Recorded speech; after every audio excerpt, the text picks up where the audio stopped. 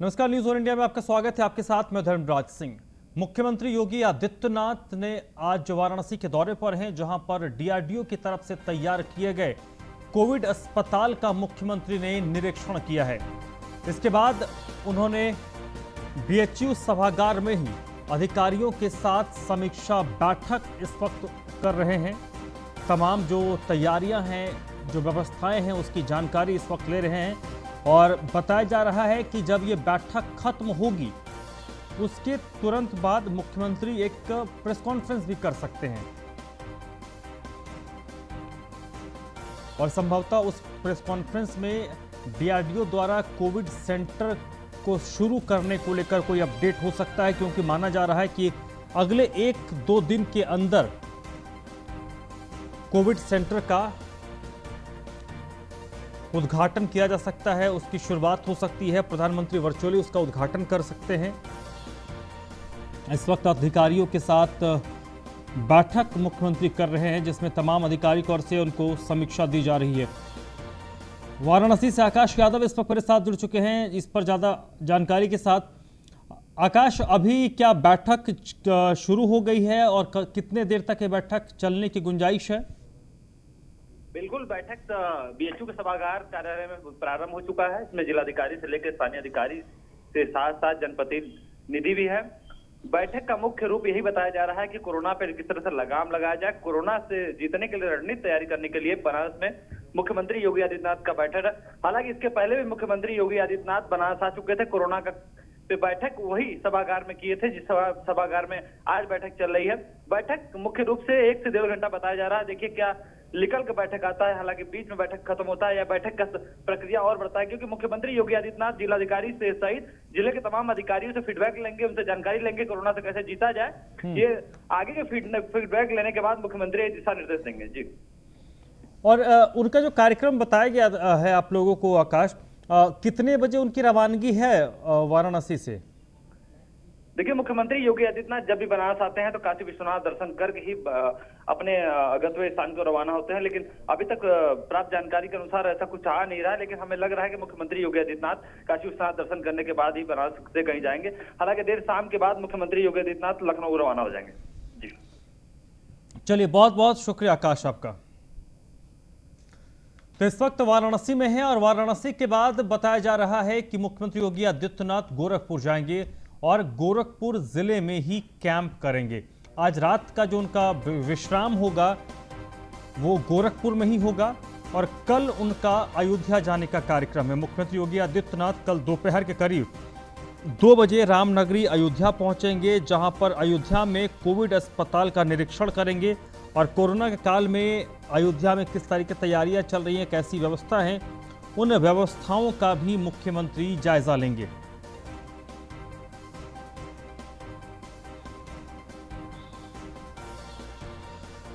तो इस वक्त वाराणसी में मुख्यमंत्री योगी आदित्यनाथ बीएचयू के सभागार में अधिकारियों के साथ मीटिंग कर रहे हैं और जो जानकारी है उसके मुताबिक वाराणसी से वो गोरखपुर जाएंगे।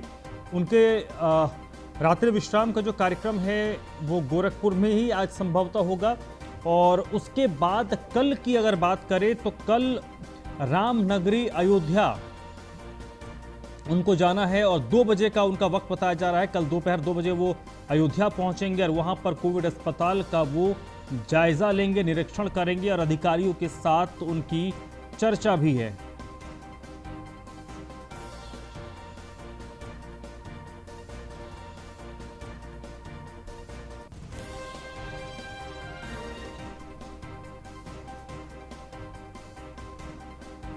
गोरखपुर जिले में ही आज रात मुख्यमंत्री योगी आदित्यनाथ के रुकने का कार्यक्रम है और उसके बाद कल उनके कार्यक्रम के बारे में जो जानकारी मिल रही है कि दोपहर के बाद वो अयोध्या के लिए रवाना होंगे और 2 बजे वो अयोध्या पहुंचेंगे और अयोध्या पहुंचने के बाद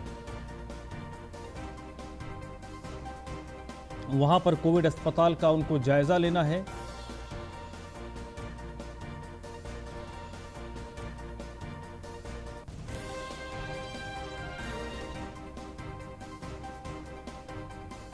तो गोरखपुर के दौरे पर आज मुख्यमंत्री योगी आदित्यनाथ जाने वाले हैं। वाराणसी से वो सीधे गोरखपुर ही जाएंगे, गोरखपुर का रुख करेंगे गोरखपुर में ही उनका रात्रि विश्राम होगा और कल के बारे में जो उनका कार्यक्रम है उसमें बताया जा रहा है कि वो रामनगरी अयोध्या जाएंगे। लगातार अलग अलग जब से मुख्यमंत्री कोरोना संक्रमण से मुक्त हुए हैं, यानी कि उनकी रिपोर्ट नेगेटिव आई है, खुद ग्राउंड जीरो पर मुख्यमंत्री पहुंच रहे हैं। पहले वो उन्होंने लखनऊ के अलग अलग, जिस दिन उनकी रिपोर्ट नेगेटिव आई थी वो लखनऊ के अलग अलग जगहों का दौरा करते नजर आए थे।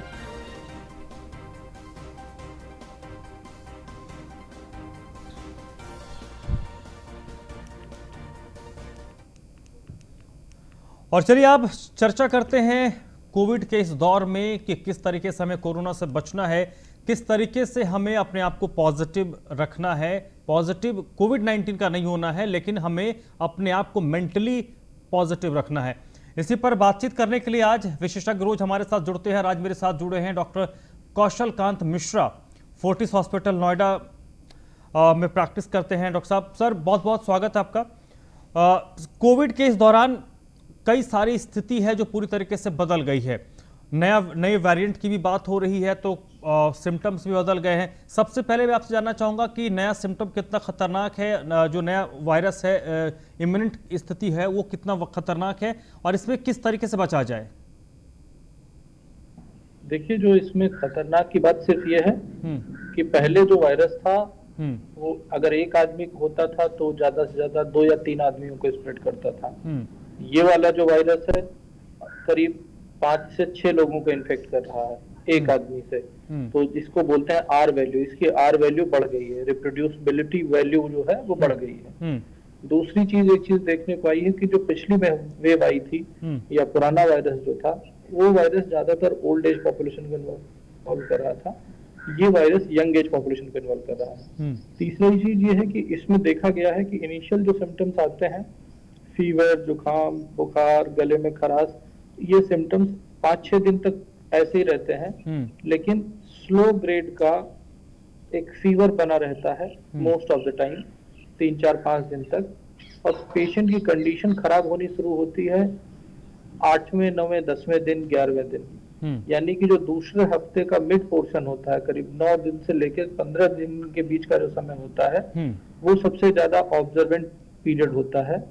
उस समय लोगों को अपना ध्यान रखना चाहिए। अगर किसी को ये सारे सिम्टम हो रहे हैं, मुझे मालूम है जितने टेस्ट होने चाहिए वो टेस्ट नहीं हो पा रहे हैं, पर किसी को अगर गले में जुकाम है, बुखार लग रहा है और वो 2 दिन से ज्यादा है, तो वो ये मान ले कि उसको कोविड है और वो अपने आप को बिल्कुल अलग कर ले सोसाइटी से, घर और सोसाइटी दोनों से। और आपके पास 5 दिन का टाइम रहेगा, 2 दिन से लेके 7 दिन तक।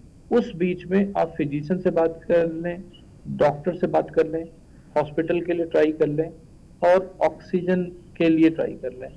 ये बैकअप आपके पास होना चाहिए 2 दिन से 7वें दिन तक। अगर सब कुछ ठीक हो जाता है, और जिसके होने के चांस लगभग 90% है, 90% लोग ठीक हो जाएंगे, बट 10% लोग को हॉस्पिटल जाने की जरूरत पड़ सकती है। तो वो उसकी तैयारी अगर इस ढंग से करेंगे तो वो उनके लिए भी अच्छा होगा और पूरे प्रदेश के लिए होगा अच्छा। सर, अभी भी कई ऐसे केसेस हैं जिनमें सिम्टम्स नहीं होता है, लेकिन चलिए किसी तरीके से वो टेस्ट करवा लेते हैं। उनको किस तरीके का सिम्टम नहीं है, टेस्ट करवाया, उनकी रिपोर्ट पॉजिटिव आती है, फिर वो आइसोलेट हो जाते हैं।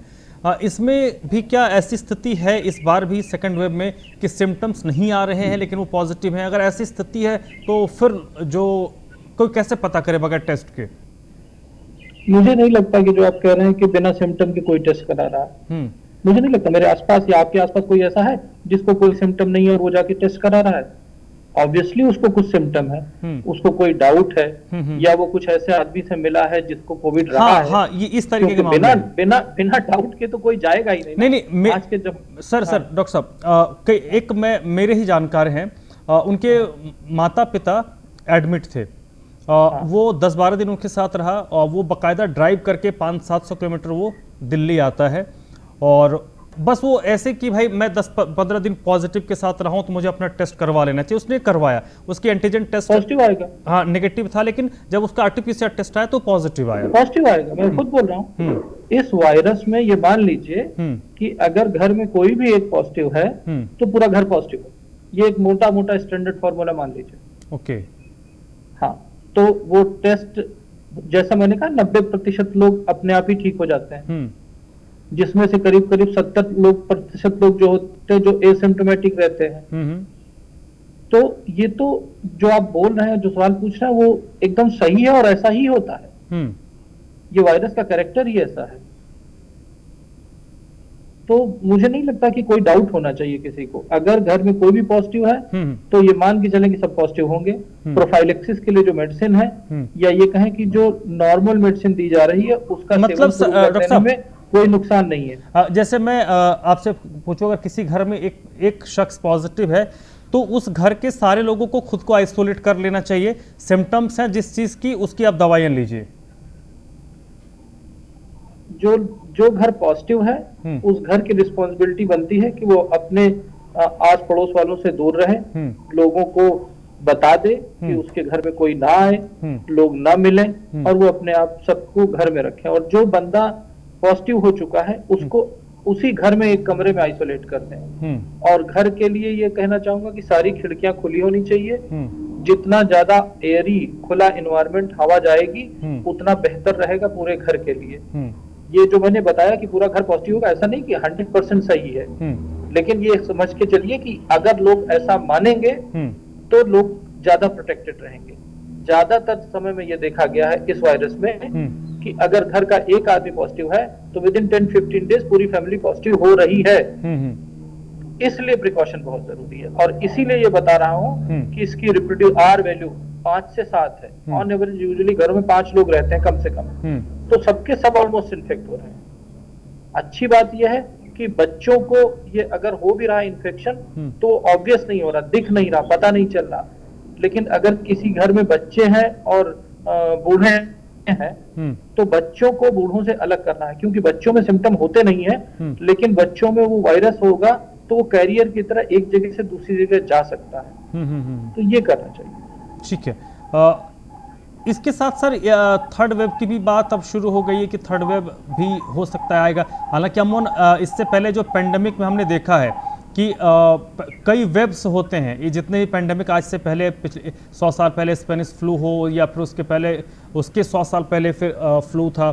तो ये थर्ड, मतलब ये एक जिस तरीके से हमारे जो विशेषज्ञ हैं, डॉक्टर्स हैं, उन्होंने जिस तरीके से हमें एक अंदेशा जताया है कि ये हो सकता है, और वो संभवतः हमें उस चीज़ के लिए अभी से तैयार रहना पड़ेगा।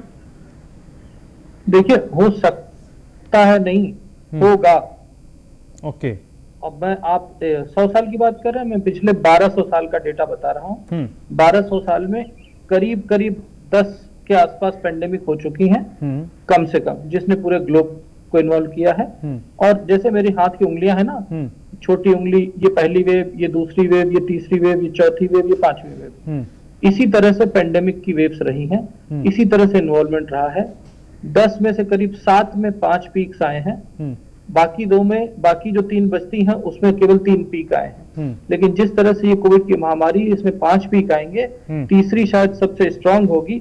और चूंकि इस समय हमारा मेडिकल साइंस डेवलप हो चुका है, साइंस डेवलप हो चुकी, तो हम उसको बचा सकते हैं अगर हम लोग जो कोविड अप्रोप्रिएट बिहेवियर हर आदमी बोलता है, जिसमें कि मास्क आता है, लोगों को भीड़ नहीं लगानी होती है, और लोगों के साथ साथ सरकार को और एडमिनिस्ट्रेशन को कोविड अप्रोप्रिएट बिहेवियर करना पड़ेगा। और प्रदेश में जो ये योगी सरकार ने जो 7 दिन का लॉकडाउन बढ़ाया है, मैं उससे बहुत खुश हूं। मैं चाहता हूं ये लॉकडाउन जैसी सिचुएशन प्रदेश में तब तक बनी रहे जब तक कि लगभग 70% लोग वैक्सीनेटेड ना हो जाए। प्रदेश की पॉपुलेशन करीब करीब 20 करोड़ के आसपास है। 20 करोड़ में लगभग 15 करोड़ लोग अगर वैक्सीनेट हो जाएंगे तो पूरा प्रदेश सुरक्षित रहेगा। और जब तक वो नहीं होता तब तक सरकार लॉकडाउन लगाए या सरकार कर्फ्यू लगाए या सरकार धारा 144 लगाए न लगाए, पब्लिक को उसी डिसिप्लिन को फॉलो करना चाहिए। पर मैं आपके माध्यम से सरकार से भी रिक्वेस्ट करूंगा, सारी पॉलिटिकल पार्टीज के लीडर से रिक्वेस्ट करूंगा, सारे बड़े जो समाज के बड़े लोग हैं, जो इन्फ्लुएंशियल लोग हैं, जिनकी बात सरकार, प्रभावी लोग हैं जो सरकार सुनती है, उन सभी से ये रिक्वेस्ट करूंगा कि अगले 4-5 महीने, जब तक कि 15 करोड़ जनसंख्या को, प्रदेश की, मैं यूपी की बात कर रहा हूँ, 15 करोड़ जनसंख्या को अगर वैक्सीन लग जाती है तो हमारा प्रदेश सुरक्षित होगा और हम थर्ड नहीं वेव से ठीक बच सर पाएंगे। सर डॉक्टर साहब, ये बात तो आपने सही कही कि कम से कम 70% पॉपुलेशन जो पॉपुलेशन है वैक्सीनेट हो जाए तो उसके बाद फिर आप खुद को थोड़ी देर के लिए सुरक्षित मान सकते हैं, यह ज़रूरी है। लेकिन हम पूरे सिनेरियो को देखिए कि अगर हम पूरे भारत के हिसाब से अगर कंपेयर करते हैं, सिर्फ यूपी नहीं पूरे भारत की अगर हम बात करते हैं तो 135-40 करोड़ की हमारी जनसंख्या है, 70% लगभग 80-85 करोड़ 90 करोड़ के आसपास बैठेगी। हमारे पास सर क्या उतना अभी संसाधन है, हम उतने बड़े मैन्युफैक्चरर हैं कि 70-80 करोड़ वैक्सीन हम बना लें? और 80 करोड़ लोगों को बनाने के लिए अगर हमें 80 से 90 करोड़ चाहिए तो हमें लगभग 150-160 करोड़ डोज चाहिए। क्या हम मैन्युफैक्चर कर पाएंगे? देखिए, जब युद्ध होता है ना तो सैनिक नहीं जीतता है, सेनापति की प्लानिंग जीतती है। और उस प्लानिंग को अगर प्रॉपर किया जाएगा तो मुझे लगता है कि मैं डेट अपनी तरफ से देना चाहूंगा, मैंने कल भी दिया था, 2 अक्टूबर तक हम करीब 50 से 55 करोड़ लोगों को लगा सकते हैं। उसके लिए जो हमारे देश की जो फैसिलिटी है उसको फुल यूटिलिटी पे सरकार के सपोर्ट से प्रोडक्शन बढ़ाना चाहिए। एक चीज, दूसरी चीज, जो ग्लोबल लेवल पे वैक्सीन अवेलेबल हैं, जो FDA से अप्रूव्ड है, उन सभी के मार्केट को ओपन कर देना चाहिए हमारे देश के लिए। उससे क्या होगा कि जो लोग खरीद सकते हैं वो ऑर्डर करके वैक्सीन लगा सकते हैं, और जो गरीब लोग हैं उन सभी लोगों को, जो नॉन अफोर्डेबल है, उन सभी लोगों को सरकारी अस्पताल में सरकार की तरफ से मुफ्त वैक्सीन लगनी चाहिए। अगर ये पॉलिसी बना ली जाएगी तो शायद हम 2 अक्टूबर तक 50 करोड़ लोगों को, 55 करोड़ लोगों को वैक्सीनेट कर पाएंगे। याद रखिए, आज से करीब 15 दिन पहले इजराइल में केवल 62% लोगों को वैक्सीन लगी थी और वहां पे मास्क लोग नहीं लगा रहे थे। तो अगर हम इतने बड़े देश में, इतनी इंटेंसिटी वाले देश में अगर 2 अक्टूबर तक 50 करोड़ से ज्यादा लोग वैक्सीनेट कर लेते हैं तो हम थर्ड वेव को काफी कुछ कंप्रोमाइज कर लेंगे और वो सेकेंड वेव से छोटी होगी जी। हमें ये मानना पड़ेगा कि हमारे डॉक्टर साहब, चलिए डॉक्टर साहब वक्त खत्म हो रहा है, आखिरी सवाल मैं आपसे पूछूंगा। आपने तो चलिए एक उपाय जरूर बता दिया, क्या इम्प्लीमेंटेशन हो रहा है? जो बात आप कह रहे हैं उस पर कोई इम्प्लीमेंटेशन होता दिख रहा है आपको गवर्नमेंट के एंड से? उसमें पॉलिटिक्स ज्यादा हो रही है, इम्प्लीमेंटेशन तो जब होगा तभी पता चलेगा। चलिए, लोग टीवी चैनल पे बैठ के पॉलिटिक्स कर रहे हैं, सरकार अपना काम करने की कोशिश कर रही है, उसको पॉलिटिक्स में ना फंसते हुए अपने टारगेट पे ध्यान देते हुए 2 अक्टूबर। चलिए, बहुत बहुत शुक्रिया डॉक्टर साहब, बहुत बहुत शुक्रिया डॉक्टर कौशल कांत मिश्रा, फोर्टिस हॉस्पिटल्स नोएडा से। और यहाँ पर जो सबसे अहम बात होने की, वैक्सीनेशन एक सबसे बड़ा जरिया है और कोशिश हमें ये होना करनी चाहिए कि ज़्यादा से ज़्यादा लोगों को वैक्सीनेट जितनी जल्दी कर दें उतनी बेहतर होगी। कानपुर में चल रही ऑक्सीजन किल्लत को खत्म करने के लिए बंगाल से ऑक्सीजन एक्सप्रेस कानपुर पहुंच गई। ऑक्सीजन एक्सप्रेस पहुंचने पर उत्तर प्रदेश सरकार में कैबिनेट मंत्री सतीश महाना ने न्यूज और इंडिया के साथ खास बातचीत की है। कानपुर शहर में लगातार ऑक्सीजन की किल्लत को देखते हुए प्रदेश सरकार ने आज पश्चिम बंगाल के दुर्गपुर से 4 कंटेनर ऑक्सीजन मंगाई है। हमारे साथ इस पर बात करने के लिए उत्तर प्रदेश के कैबिनेट मंत्री सतीश महाना मौजूद हैं, हम उनसे बात करेंगे। सर, यहाँ पर 4 कंटेनर आए हैं 20-20 मीट्रिक टन के, कितनी सर राहत मिलने वाली है? देखिए, बहुत राहत मिलने वाली है। अभी तक कानपुर महानगर को बहुत सारे जगहों पर मशक्कत करनी पड़ती थी, लखनऊ जाना पड़ता था डिस्ट्रिक्ट एडमिनिस्ट्रेशन द्वारा, और मेरे द्वारा स्वयं उसको लीड करके हमने प्रयास किया कि कानपुर महानगर में ऑक्सीजन की कमी ना हो। लेकिन जिस प्रकार से महामारी बढ़ी, उस प्रकार से किल्लत होने के बावजूद भी हमारा प्रयास रहा कि हम ऑक्सीजन की पूर्ति कर सकें। अभी केंद्र सरकार के संरक्षण में, माननीय प्रधानमंत्री जी के निर्देश पर, उत्तर प्रदेश में माननीय मुख्यमंत्री जी के संरक्षण में अब ये 4 कंटेनर 20-20 टन के 80 टन ऑक्सीजन आज सवेरे कानपुर आई है। हमारा प्रयास है कि जितनी जल्दी हो सके हम इसको खाली करा के, ऑफलोड करके ये कंटेनर वापस भेज सकें दुर्गापुर, ताकि वहाँ से दोबारा लोड होकर हमारे पास परसों तक दोबारा आ जाए। अब ये ट्रेन लगातार चलती रहेगी, तो मुझे विश्वास है कि कानपुर महानगर में जो ऑक्सीजन की आपूर्ति की कठिनाई थी उसको हम मीट आउट कर सकेंगे, उसको पूरा कर सकेंगे। और कानपुर महानगर उसके आसपास के डिस्ट्रिक्ट में अभी हम इसमें से SFI के लिए, कन्नौज के लिए, रायबरेली के लिए यहाँ से भी कुछ गैस देंगे। अभी तक हम दूसरों से ले रहे थे, लेकिन आज हम दूसरों स्थिति को देने में भी हैं और अपनी आपूर्ति भी करने की पूरी तरीके से हमारे पास तैयारी है। हाँ सर, जिस तरीके तरीके से लगातार हैलेट अस्पताल में भी बात आ रही है कि कई सारे बेड खराब हैं, तो क्या सर बेड बढ़ाने पर भी चर्चा कहीं ना कहीं? बेड को ठीक करें, पूरे ऑक्सीजन पूर्ति करें और बेड बढ़ाने की भी बात है। अभी जिस प्रकार से अनएक्सपेक्टेडली इतना तेज़ी से महामारी बढ़ी है, अब आगे से हमारा इस बात के लिए पूरी तैयारी होगी कि भगवान ना करे इस प्रकार की कोई दूसरी लहर आए। हम भगवान से प्रार्थना करते हैं, सिस्टम से भी हम पूरा दुरुस्त करके हमने उसकी तैयारी पूरी करने की मुख्यमंत्री का भी आदेश है और हर डिस्ट्रिक्ट लेवल के ऊपर हमारा ये प्रयास है कि ऑक्सीजन की कमी कभी भी ना आ गया है, इस प्रकार की व्यवस्थाएं हम करें। थर्ड वेव की भी बात सामने आ रही है, इसको लेकर क्या सरकार इस समय विचार कर रही है? देखिए, उसके पूरी तैयारियां, ऑक्सीजन हर स्थान के ऊपर ऑक्सीजन हो। जैसे आज भी मैंने कल भी इस बात को बताया था कि अलग अलग हॉस्पिटल्स में हम ऑक्सीजन प्लांट लगा रहे हैं। CHC PSC तक हमने वहाँ पर ऑक्सीजन प्लांट घाटमपुर में भेज दिया, बिल्लौर में भेज दिया।